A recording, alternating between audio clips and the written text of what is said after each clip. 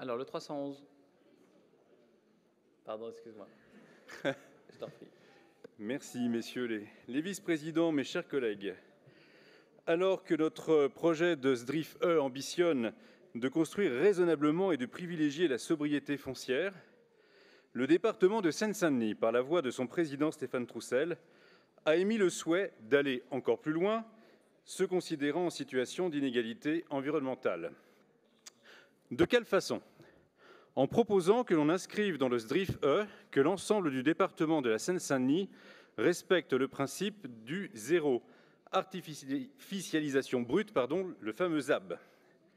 Alors, nos concitoyens ne savent peut-être pas ce qui se cache derrière ce terme, mais ils méritent de savoir que les gauches départementales et régionales veulent mettre fin à tous les projets d'urbanisation sur son territoire. Par conséquent, chers collègues de l'opposition, il faudra dire aux Séquagno-Denysiens la vérité. Fini la construction de logements dans l'un des départements les plus jeunes de France, alors même que vous réclamez la construction de 100 000 logements en Île-de-France. Fini la construction de lycées que pourtant vous réclamez sans cesse. Fini la construction d'équipements sportifs, de grands commerces, de commissariats. Au fond, votre projet est de refuser à la population de Seine-Saint-Denis ce dont ont le droit tous les franciliens. Alors permettez-moi de vous poser une question. Comment voulez-vous développer l'un des territoires les plus pauvres de France en refusant de construire tout équipement nouveau ? La gauche va devoir répondre à cette question, elle qui a la prétention de défendre les plus vulnérables de notre territoire, alors qu'en réalité, elle les abandonne.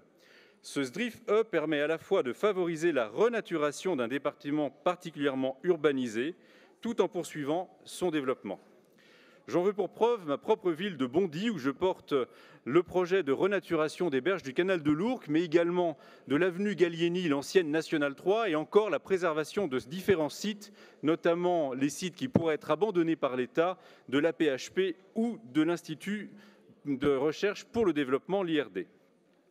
Cette politique permet donc de requalifier les espaces en friche et de réorganiser les espaces pour une meilleure harmonie urbanistique, permettant d'offrir un cadre de vie renouvelé à nos habitants et qui réponde à leurs besoins. Le ZAN le permet alors que le ZAB contraint et empêche. Chers collègues de l'opposition, nous proposons donc de vous prendre au mot et d'appliquer cette philosophie sur une grande partie du territoire de Seine-Saint-Denis en enclenchant une trajectoire de zéro artificialisation brute sur les communes qui sont citées dans l'amendement. Il est temps d'assumer vos positions, puisque la majorité départementale rose, rouge et verte semble prête à renoncer à de nombreux projets structurants dans ce département. Nous appelons, chers collègues de l'opposition, à ce que l'on acte ensemble que ces communes deviennent des territoires expérimentaux de l'escrologie politique. Merci. Merci beaucoup.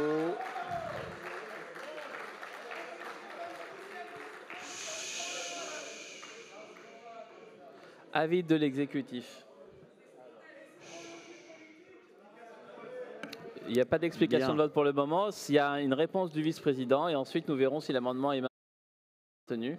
Et après, vous pourrez faire une explication de vote si vous le souhaitez. Bien, Monsieur le Président, si nos collègues